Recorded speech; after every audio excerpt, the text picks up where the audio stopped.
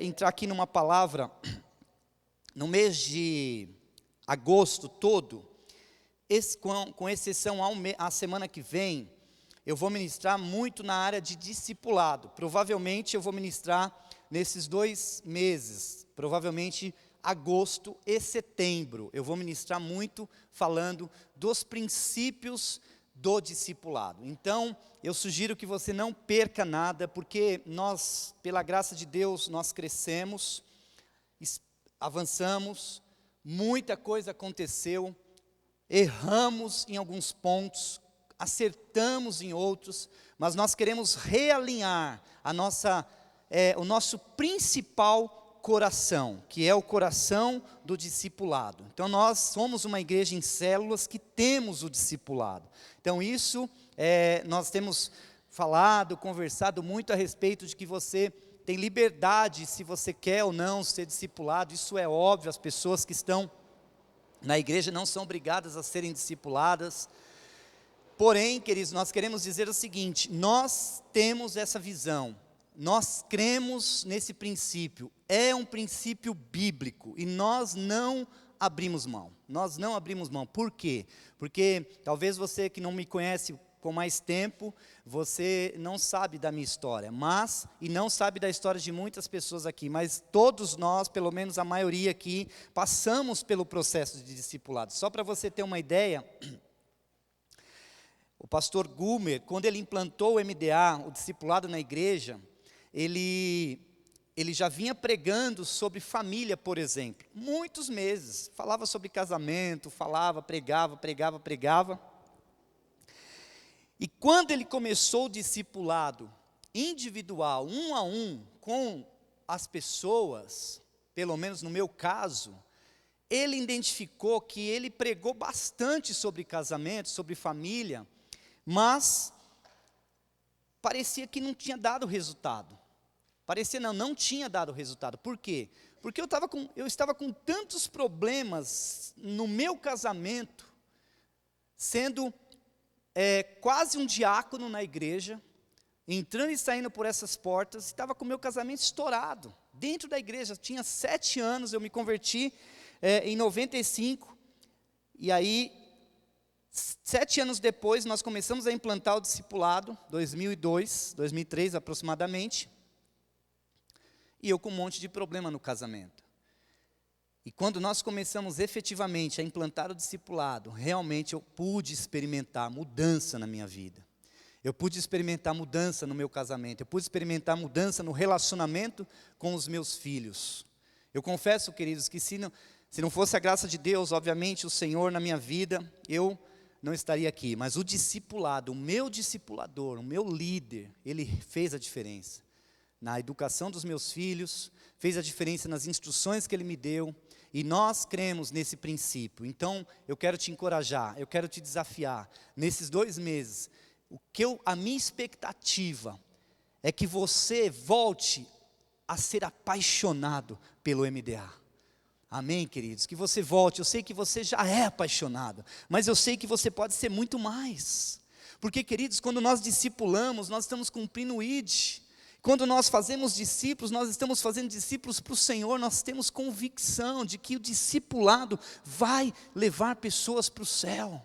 Vai levar pessoas para o céu, queridos. Nós temos essa certeza, porque uma das coisas que nós precisamos ter revelação é que o que nos separa, a salvação é pela graça, mas o pecado pode nos separar. Se nós não tivermos revelação, e se nós não tivermos mais do que revelação, sermos curados do pecado, porque a questão do pecado já foi resolvida na cruz. Já está resolvida, queridos. Você pecou hoje, você pecou amanhã, pecou depois, pecou ontem. Essa questão, todas as vezes, já está resolvido. Mas pastor, por que eu peco muitas vezes, e aí eu peco de novo? Por quê? Você está perdoado, mas você não está curado. A única forma de nós sermos curados, Tiago 5,16, confessai as vossas culpas uns aos outros, para serdes curados. Não tem outra forma, querido. Perdão já está resolvido, mas o pecado é só com confissão. Eu venci áreas na minha vida com confissão. Então, é uma área que nós precisamos trabalhar. Então, eu quero que você tenha muita expectativa de tudo que vai ser falado aqui nesses dias. Amém, queridos? Então, hoje eu quero ministrar aqui um tema, síndrome do filho pródigo. Síndrome do filho pródigo. Na verdade, em cima da palavra de Lucas, eu queria que você abrisse lá Lucas 15, de 11 a 19. Abra lá, por favor.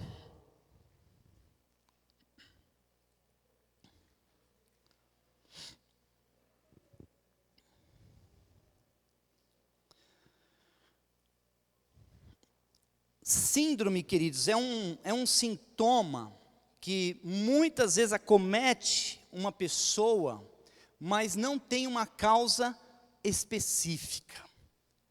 Não tem uma razão específica. E muitos de nós, porque nós somos filhos de Deus, nós temos entendido que o discipulado é um princípio de paternidade, e nós queremos nos colocar debaixo dos nossos líderes, discipuladores, como filhos espirituais. Mas muitas vezes nós, como filhos, fomos atingidos pela síndrome do filho pródigo. Fomos, talvez aí, eu não sei se, não tem muito sentido ser picado pelo bicho que transmite a síndrome, mas um vírus, sei lá, alguma coisa que transmitiu para você uma síndrome do filho pródigo. E eu vou dizer uma coisa para você, muitos de nós não crescemos mais, nós não avançamos mais, porque nós muitas vezes estamos com a síndrome do filho pródigo. Então vamos lá, Lucas 15, diz assim, Jesus continuou, um homem tinha 2 filhos, o mais novo disse a seu pai, pai, quero a minha parte da herança. Assim ele repartiu sua propriedade entre eles. Não muito tempo depois, o filho mais novo reuniu tudo o que tinha e foi para uma região distante. E lá desperdiçou seus bens vivendo irresponsavelmente. Depois de ter gasto tudo, houve uma grande fome em toda aquela região, e ele começou a passar necessidade. Por isso foi empregar-se com um dos cidadãos daquela região, que o mandou para o seu campo a fim de cuidar de porcos. Ele desejava encher o estômago com as vagens de alfarrobeira que os porcos comiam, mas ninguém lhe dava nada. Caindo em si, ele disse, quantos empregados de meu pai têm comida de sobra, e eu aqui morrendo de fome? Eu me porei a caminho e voltarei para meu pai, e lhe direi, pai, pequei contra o céu e contra ti, não sou mais digno de ser chamado teu filho, trata-me como um dos teus empregados. Queridos, aqui tem 3 personagens. Na verdade, aqui tem o pai e o filho pródigo, mas tinha um irmão também. E o foco aqui está justamente no filho pródigo. A Bíblia aqui, queridos, conta uma história que nós podemos tirar várias lições dela. Várias lições.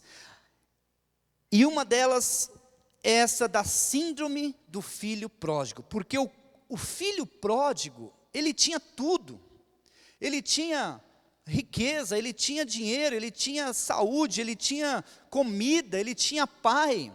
Mas ele resolveu, antes dele resolver, em algum momento da vida dele, ele estava lá, talvez contemplando tudo aquilo, bateu na cabeça dele um espírito negativo, algo que jogou dentro do coração dele uma síndrome, e ele resolveu pedir herança, ir embora, passar fome, para depois reconhecer que ele estava errado, voltar e se arrepender e desfrutar do pai, desfrutar da herança.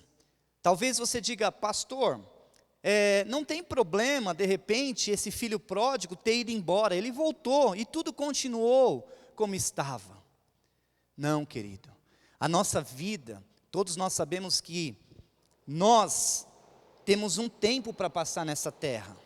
e nós prestaremos conta de cada minuto da nossa existência nessa terra. Cada minuto que nós vivemos nessa terra, nós prestaremos conta. O tempo é um recurso que vai acabar. Ele acaba. O recurso tempo não tem como recuperar mais, queridos.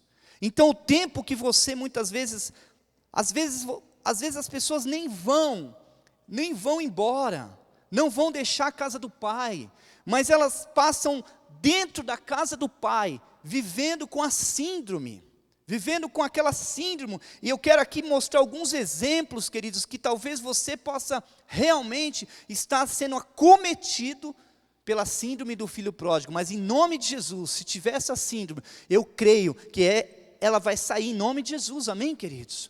Talvez você não tenha, não é um filho pródigo, mas pode ser que você esteja caminhando para ser um filho pródigo. E isso é muito perigoso no mundo espiritual. Então vamos lá. Primeiro ponto que eu quero falar com você, querido. Ministério não pode ter prazo de validade. Ministério não pode ter prazo de validade. O que isso significa? Significa, queridos, que nós, muitas vezes, jogamos fora a autoridade que Deus nos deu. Deus nos deu uma autoridade, você tem uma autoridade.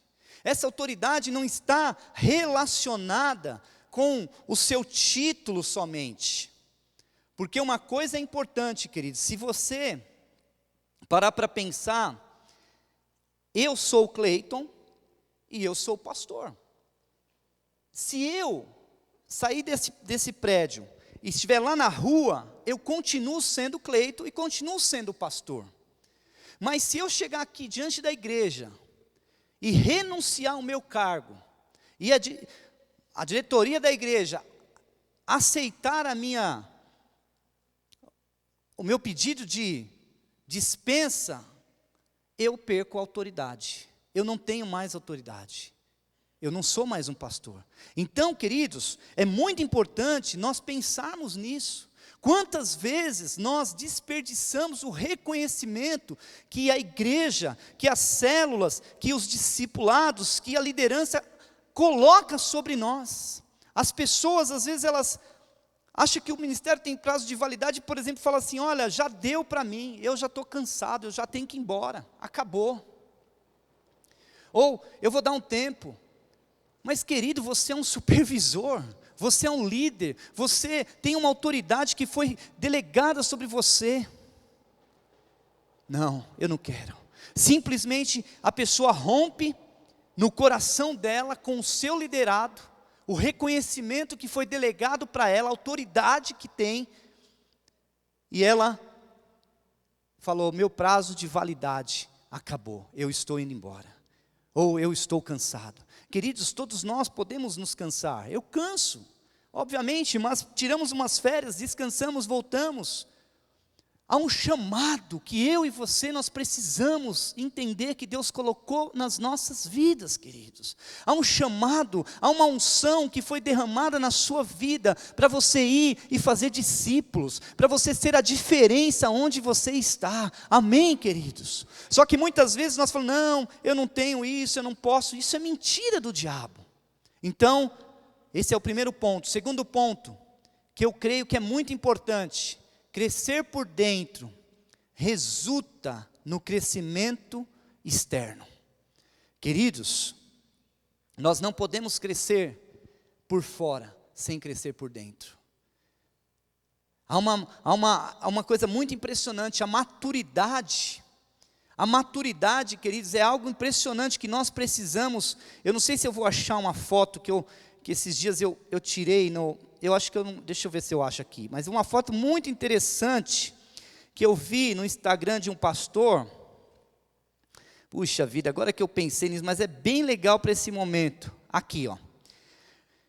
Quanto mais maduros, menos ofendidos ficamos. Quanto mais satisfeitos, menos comparações fazemos. Quanto mais amados, menos afirmações precisamos. Eu achei essa frase incrível, queridos.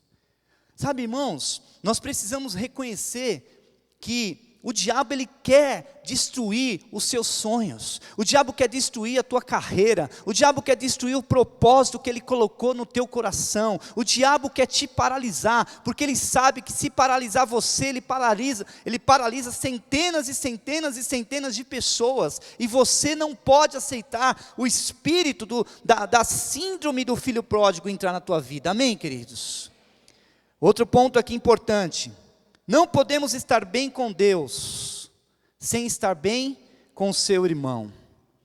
Sabe uma coisa, queridos, que tem sido um equívoco nas nossas vidas, quando nós estamos sendo rodeados pelo espírito da síndrome do filho pródigo, nós começamos a olhar para a nossa liderança como irmão. O maior erro de um liderado é olhar para o seu líder como irmão. Querido, esse é o maior erro que nós cometemos muitas vezes, sabia? Porque o meu líder não é o meu irmão. Mas espera aí, pastor, como assim? Nós todos somos irmãos. Somos sim, até domingo eu quero começar aqui, vou ministrar duas palavras, princípio de paternidade, em 2 semanas. Nós somos de fato uma igreja, que temos um Deus, que Ele é o nosso Pai, e por conta disso nós todos somos irmãos uns dos outros. Isso é fato, é bíblico. Mas no princípio que nós vivemos, queridos, do discipulado, nós temos uma paternidade sobre as nossas vidas. E o maior erro da minha vida seria eu olhar para o meu pai, olhar para minha mãe como irmã. Como eu trataria a minha mãe? Como eu trataria o meu pai como irmão? Queridos, vocês sabem como que é o tratamento de irmão, não é fácil. O irmão caçula, eu fui irmão caçula, sofre pra chuchu, apanha, é o que come menos, não é fácil. Eu lembro lá, tinha 2 irmãos, o meu irmão e a minha irmã, eu tinha que lutar pela sobrevivência da minha comida lá, porque não tinha, tinha que lutar. Queridos irmãos, é complicado. Eu lembro meus filhos lá, os 2 lá, brigando lá toda hora, se pegando pelo pescoço e tal. Quantas vezes eu tive que separar lá, colocar um aqui e eu no meio, porque era irmão. Então, queridos, sabe, não podemos estar bem com Deus sem estar bem com o nosso irmão. Agora, é óbvio que o seu líder, na ótica dos céus, ele é seu irmão. Ele é seu irmão. Mas no princípio do discipulado, ele é seu pai. Ele é seu líder. Queridos, nós muitas vezes queremos usar a espada contra a pessoa errada. Quantas vezes nós usamos a espada para ferir o nosso líder?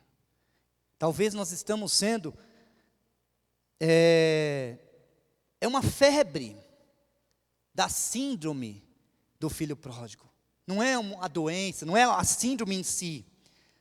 Mas nós, queridos, temos que tomar cuidado, porque quando isso acontece, quando eu uso a espada, e a espada é a nossa boca, a nossa língua muitas vezes. Quando eu uso a espada para ferir o meu líder, o meu discipulador, o meu pastor, queridos, isso aí, sabe uma das coisas que mais agride o coração de Deus? É a rebelião.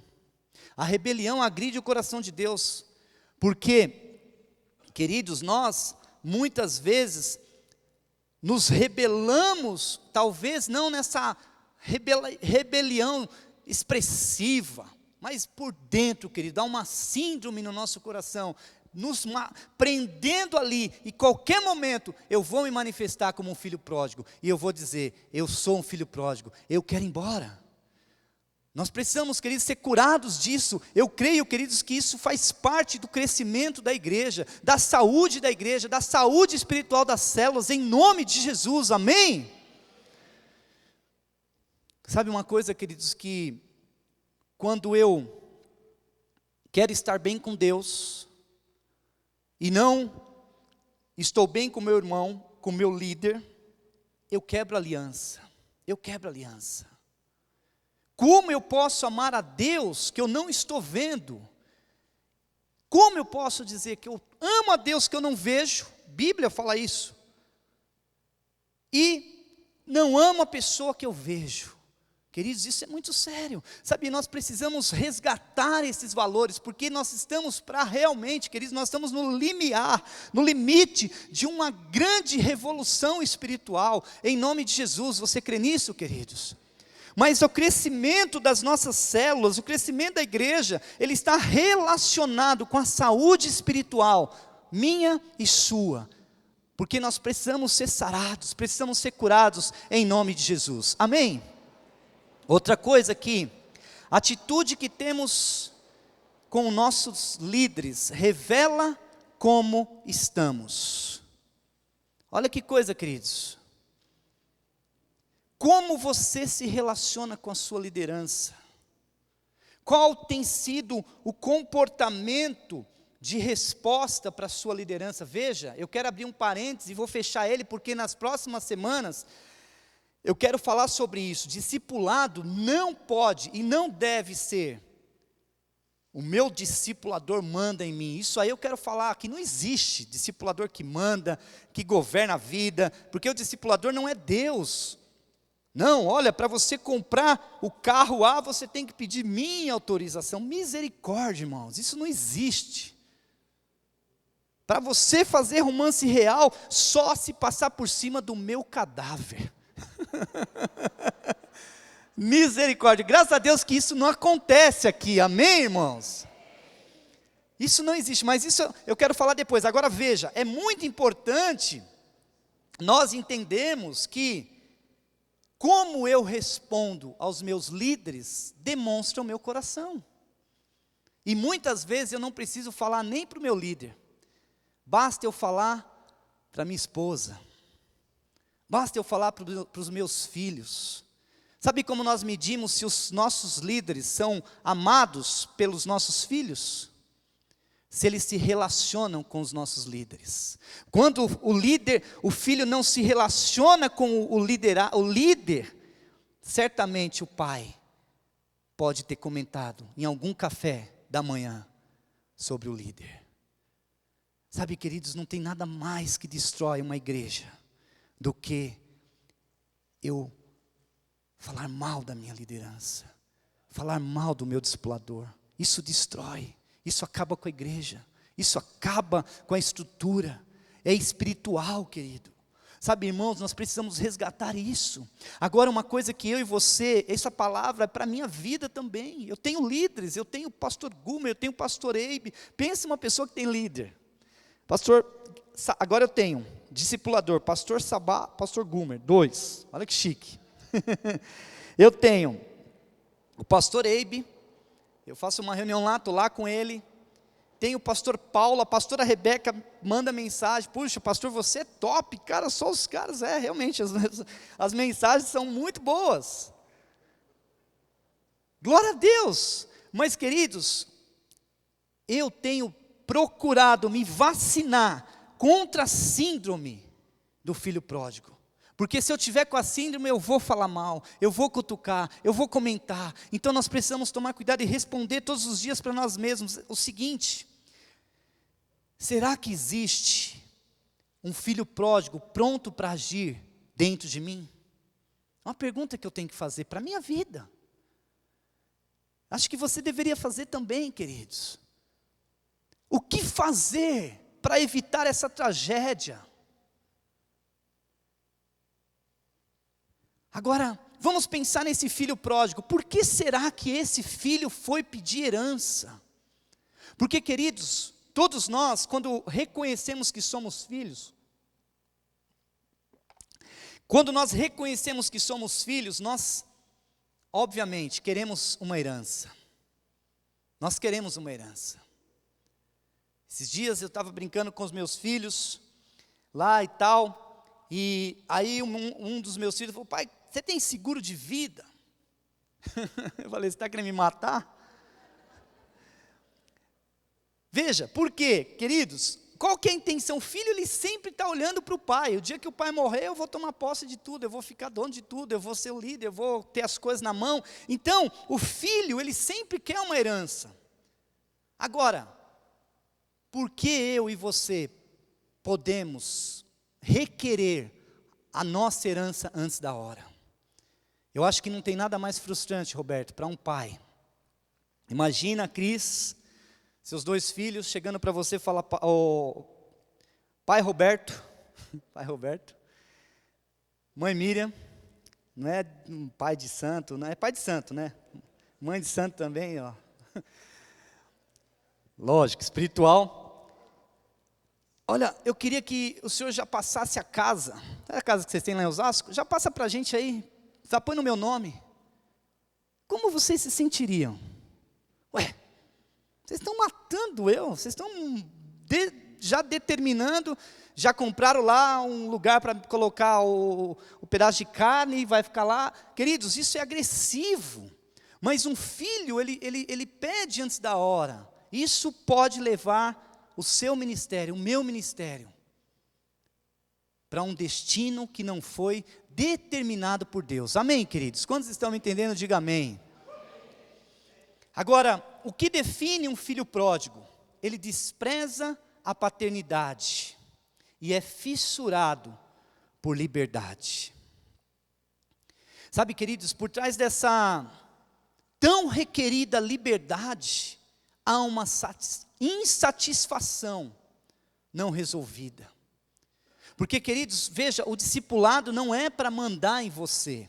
O discipulado não é para prender você. O discipulado não é para governar a tua vida. Pelo amor de Deus, isso não é. O discipulado não é, nós vamos ouvir muito sobre isso, aquela imposição, que, não, você tem que ser meu discípulo, se você não chegar no horário, você vai ser punido.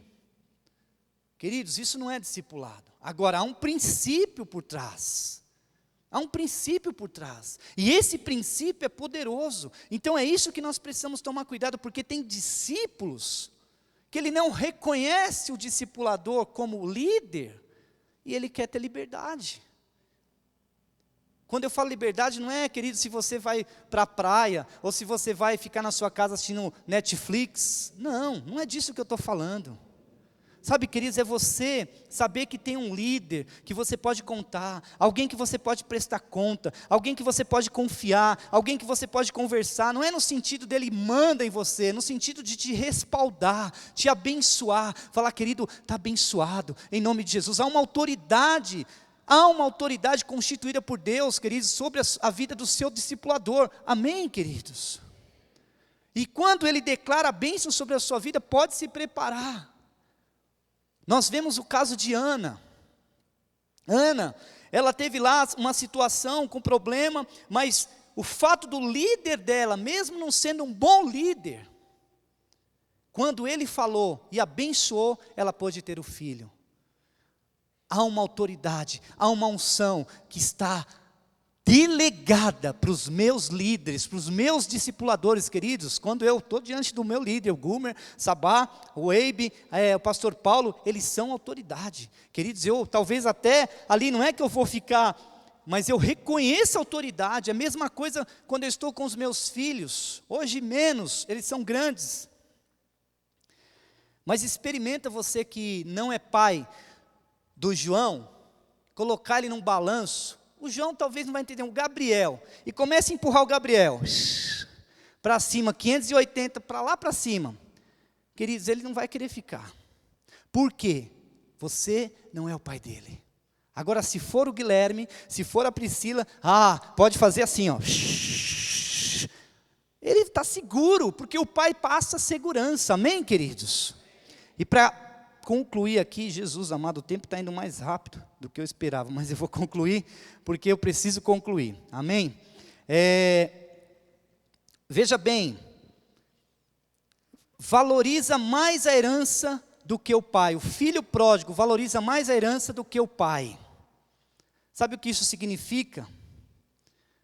Os filhos querem alguma coisa. O que o meu discipulador tem para me dar? Sabe, queridos, isso não é honra. Isso não é honra. Honrar o seu líder é você perguntar para você mesmo: o que eu posso dar para o meu líder? O que eu posso fazer pelo meu líder? Como eu posso servir o meu líder? Como eu posso ajudar a minha liderança, seja no ministério, seja na vida pessoal, seja no dinheiro, seja em que for. Queridos, quantos discipuladores, talvez nossos aqui, não precisam de dinheiro, mas precisa de um abraço, de um reconhecimento, dizendo: olha, eu te amo, cara, obrigado por você largar a sua vida, os seus filhos, a sua casa, o seu tempo, para investir na minha vida, 1 hora. Queridos, isso é incrível, sabe? Mas nós não. Espera aí, eu vou lá para o discipulado, mas será que o Walter vai ter alguma coisa para me dar hoje? Isso não é honra. Isso não é honra. Honrar a nossa liderança. Queridos, se você quer realmente receber honra, porque, sabe, a Bíblia fala que nós temos que dar honra a quem honra merece. Então, ser honrado não é errado. Desejar a honra também não é errado. O problema é pedir a honra. Agora, se eu não honro, se eu não reconheço o meu líder, que ele está sobre a minha vida, certamente, queridos, eu nunca vou ser honrado da mesma forma. Não vou ser. Sabe quantas pessoas hoje estão insatisfeitas com os seus líderes? Porque seus líderes cobram demais. Não, olha o horário do discipulado, a hora do Tadel, e tem que vir, tem que vir. E talvez seja dessa forma. Eu quero falar também sobre relacionamento entre discípulo e discipulador. A forma de falar muda tudo, querido. Mas é óbvio que como líder eu vou precisar chegar no pastor Rogério um dia e falar: pastor, você me ajuda nisso. Tem 2 formas de eu fazer isso: falar com ele com educação, com carinho, com amor, com reverência, mesmo que ele é o meu líder, porque a Bíblia fala que nós temos que considerar as pessoas, o meu liderado, nós temos que considerar as pessoas superiores a nós mesmos. Mas eu posso chegar: você faz isso para mim. Isso não é correto. Isso não é correto. Agora, queridos, muitas pessoas têm procurado razões para desobedecer princípios da palavra de Deus. Sabe, Pedro, ele era fascinado por Jesus. Era fascinado. Ele amava mais Jesus do que a pesca. Não é, pastor, não é possível? Sim, é possível. Sabe por quê, queridos? Ele não abandonou Jesus, ele abandonou o barco. Sabe o que você pode fazer, queridos? Talvez o barco que você está andando no momento não é o barco mais ideal, mas você precisa amar a sua liderança. Há momentos que o barco está com turbulência lá, tá com, as ondas tão altas, o mar está agitado, mas se coloque debaixo. Pessoas que têm esse síndrome de filho pródigo, gostam de exigir seus direitos.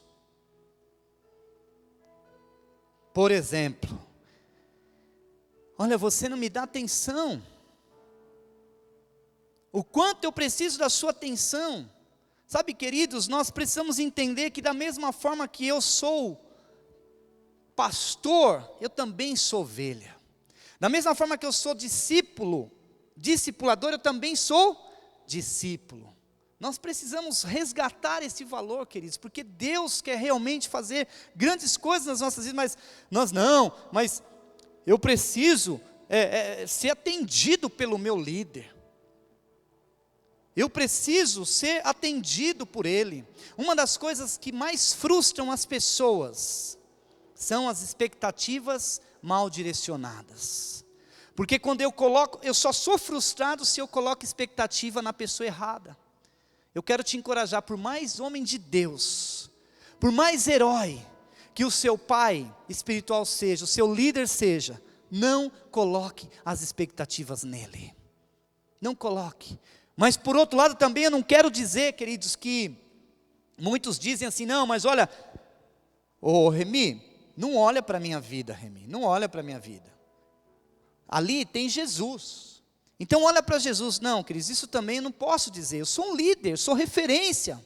Ele vai olhar para a minha vida. O que eu estou dizendo é que você pode olhar para a minha vida, Remi, mas que aqui seja um vidro transparente e tenha Jesus aqui. E você não veja eu, mas veja Jesus. Mas é impossível eu querer crescer sem olhar para os meus líderes. Eu não tenho como querer ser uma bênção sem olhar para o Roberto, sem olhar para o Cadu, sem olhar para o fulano. Não tem como, queridos, nós precisamos entender isso. Amém, amados? Mais 5 minutos eu termino. Quem dá 5 minutos? 5, 10, 15, 20, 25, 35. Brincadeira, 5 minutos só. O filho pródigo, ele não sabia esperar o tempo certo. Sabe, queridos, muitas pessoas falam, a igreja não me dá a oportunidade, a igreja não me coloca para pregar. Queridos, olha, para pensar, hoje nós pregamos aqui no domingo, 35 minutos, 40 minutos, e no Tadel 30 minutos, são os 2 dias que o pastor prega.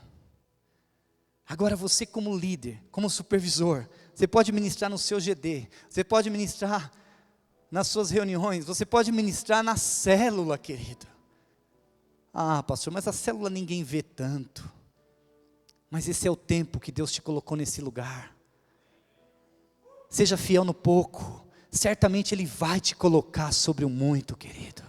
Faça o melhor, seja o melhor pregador da sua célula, o melhor ministro, o melhor líder, a melhor pessoa referência da sua célula, seja o melhor supervisor lá do seu GD, faça um GD de qualidade, que as pessoas saiam chorando, assim elas olham para aquele líder ali, elas ficam, meu Deus, eu quero ser esse líder, não porque ele está pregando com o microfone, mas ele está numa reunião de GD, jogando sonhos, iluminando, trazendo alegria, trazendo esperança, queridos. Eu lembro os GDs que eu ia com o pastor Gumer, irmãos, cara, eu saía 3 da manhã do GD, mas irmãos, eu nem conseguia dormir, de tão elétrico que eu ficava, sonhando.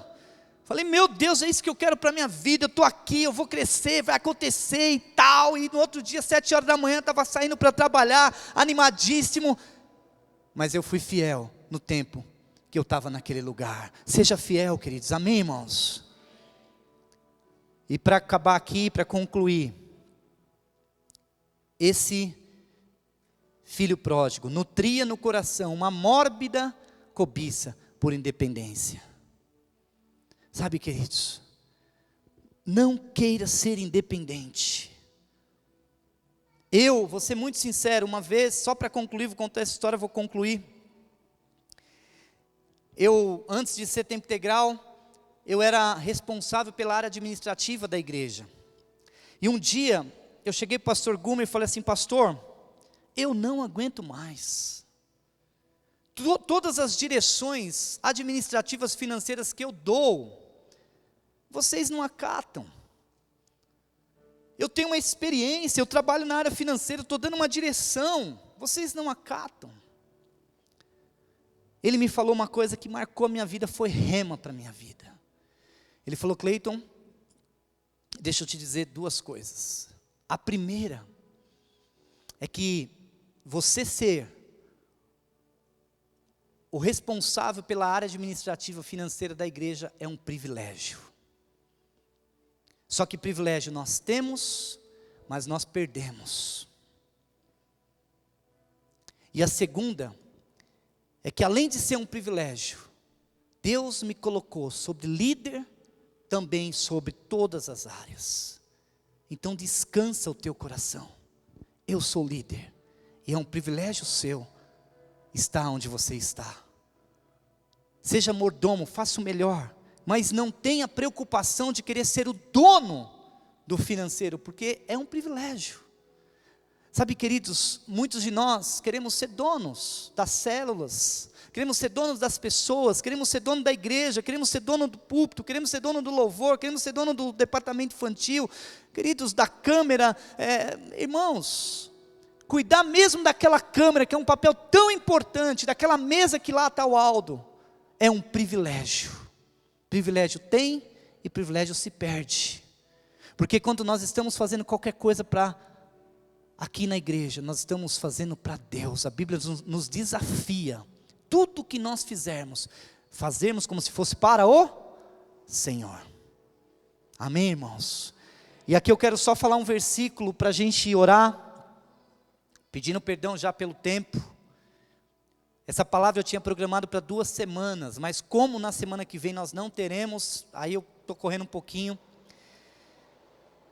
Ela merecia 2 semanas, mas enfim. Olha que coisa, queridos, a Bíblia fala em Provérbios 20, 21, assim: a herança que se obtém com ganância no princípio, no final não será abençoada.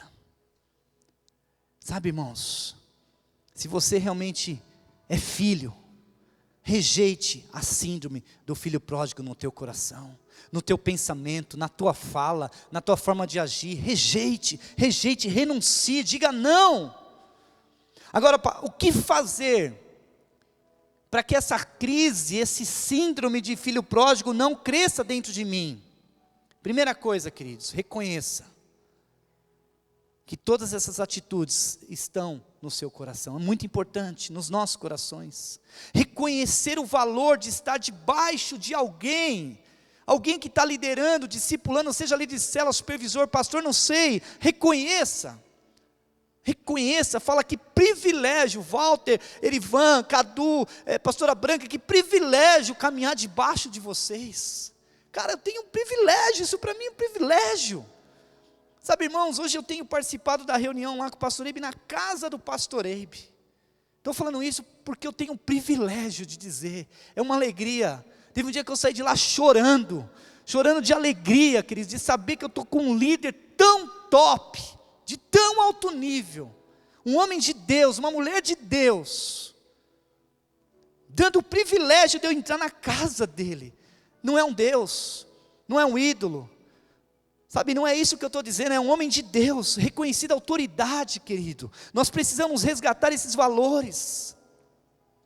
Sabe, uma das coisas que nós demonstramos, para nós acabarmos com a síndrome do filho pródigo, ter um coração de servo. Sabe, queridos, o maior segredo dos líderes de sucesso, os grandes líderes, eles aprenderam com um grande líder chamado Jesus Cristo. Jesus Cristo não queria ser o maior, ele queria ser o menor. E o princípio era qual? Aquele que quer ser grande, que primeiro sirva. Querido, sabe, se você realmente está sendo discipulado por alguém, reconheça, sirva seu líder, sirva seu discipulador, ame ele. Sabe, isso é princípio, queridos, que vai atrair bênção para a tua vida. Tudo que nós sememos, nós colhemos. E última coisa aqui, nós não podemos esquecer que só existe herança se formos filhos. Não tem jeito. Se eu tenho lá o Sabá, o pastor Gumer, e eu me coloco debaixo deles, como irmãos, eu não tenho herança. Se você quer atrair o que eu tenho, como meu filho espiritual, se coloque como filho espiritual, porque você vai atrair a herança que está na minha vida. Se você quer atrair o que o Vanderlei tem, se coloque debaixo dele, porque você vai atrair o que ele tem. É seu, é direito seu, é herança sua, querido. É só questão de tempo, vai chegar na tua mão, em nome de Jesus, amém? Eu quero pedir para você ficar em pé, fechar os seus olhos. Nós vamos ter mais 3 minutinhos. Eu quero encorajar os supervisores a terminar realmente as reuniões 9h30, e assim nós cumprimos o nosso horário certinho. Mas antes disso, feche os seus olhos. Coloca teu coração diante de Deus. Eu quero ser o primeiro aqui, queridos. Eu quero ser o primeiro a colocar o meu coração aqui diante do Senhor. E reconhecer